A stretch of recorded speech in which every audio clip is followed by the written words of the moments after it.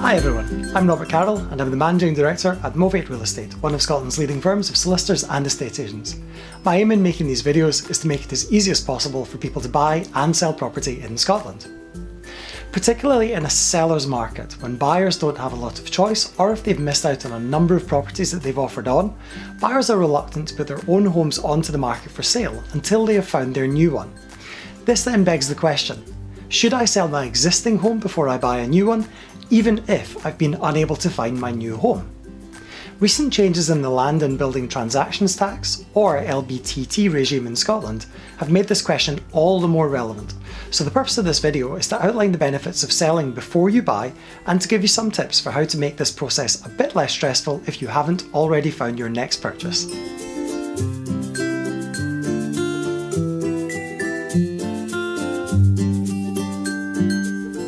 The temptation is, of course, to delay getting your own property onto the market until you have found your dream home.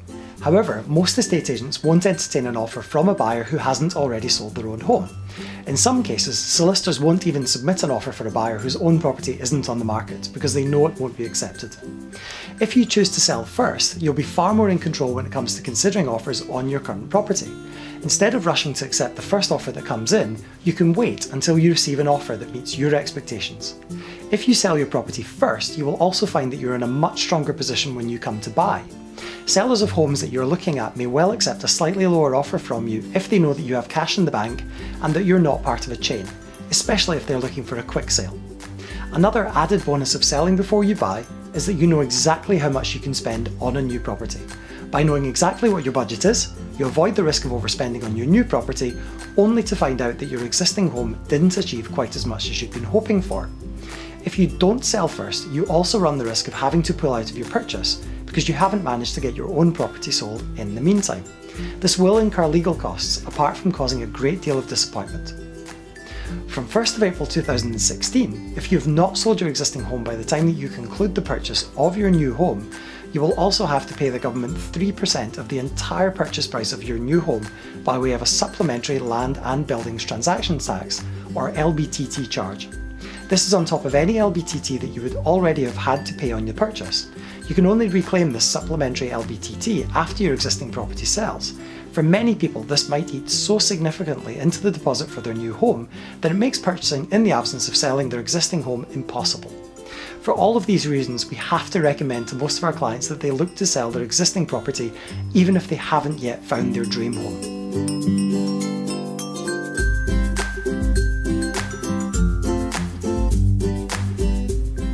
If you do go ahead and put your own property on the market before finding your next home, you can hold out for a long date of entry as a condition of your house sale. The average date of entry in Scotland is around 6 to 8 weeks from the date of the initial offer. However, as a property seller, you can insist on this period being as long as you like, as long as your buyer can accommodate it. The downside of this, of course, is that it can limit the number of buyers who are able to buy your home, and it could therefore affect the sale price that you achieve. Therefore, the more flexibility that you can show when it comes to the date of entry, the more money you are likely to get for your property sale.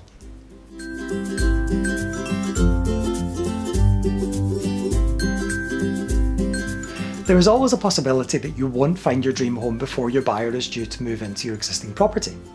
You can take a lot of pressure off yourself and hold out for the very best offer on your own property if you plan what you will do in the event of selling your own home without having a new one to move into. There are 4 things you should consider if you want to make the transition as smooth as possible. These are 1. Temporary accommodation, 2. Storage, 3. Packing, and 4. Finance options.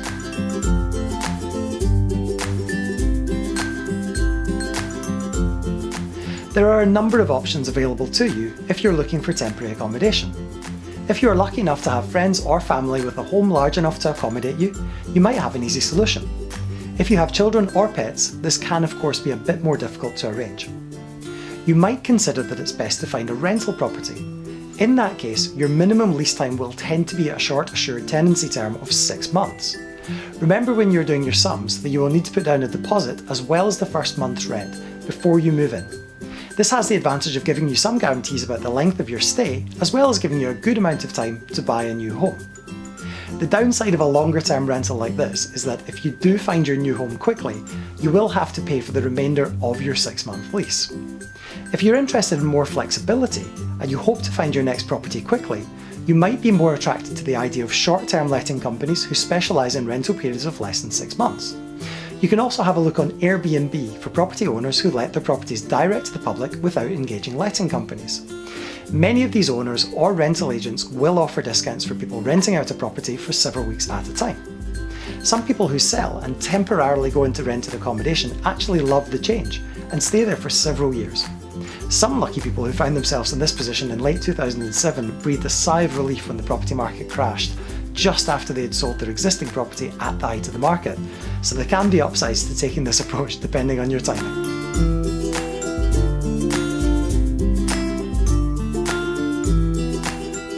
It's amazing how much we accumulate through the years, and if you have children, this increases exponentially. Specialist storage is generally cheaper than an extra room or two in rented accommodation.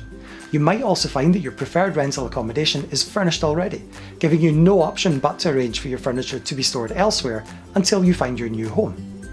There are a number of different storage options, and many storage companies offer significant discounts for the first few weeks in the hope that your storage needs will extend beyond that period. If you are only planning on using the storage facilities for a few weeks, this can save you a lot of money. Storage can be a lot more affordable than you might think, and many people, after putting some of their belongings into storage, decide that it's a good, longer-term option. It's certainly cheaper than having to buy a larger house to accommodate those baby clothes that you might not use for another 3 years.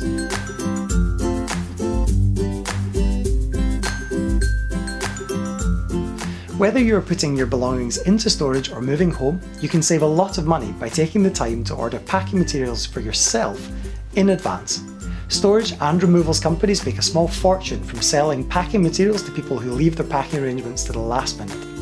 Amazon and eBay are probably the most convenient destinations to head to for this. We would always recommend getting started sooner rather than later with your packing, and ideally before your home goes on the market. It's amazing how much you end up simply throwing out when you have the choice of moving it, storing it, or getting rid of it.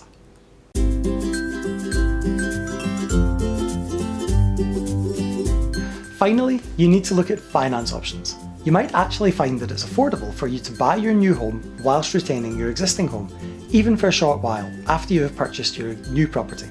This might remove the need for you to find accommodation or to rush into a purchase that your heart isn't set on. We routinely speak to clients who didn't consider that this might have been an option. It might be that your current lender can't offer you this option, but that another lender in the marketplace will. It pays to take expert advice on this question from an independent whole-of-market mortgage advisor. They can search through all of the lenders in the country and find the very best option for you. The couple of hours that it takes to speak to an advisor could be the difference between a smooth transition between your current home and your dream home, or several months in rented accommodation.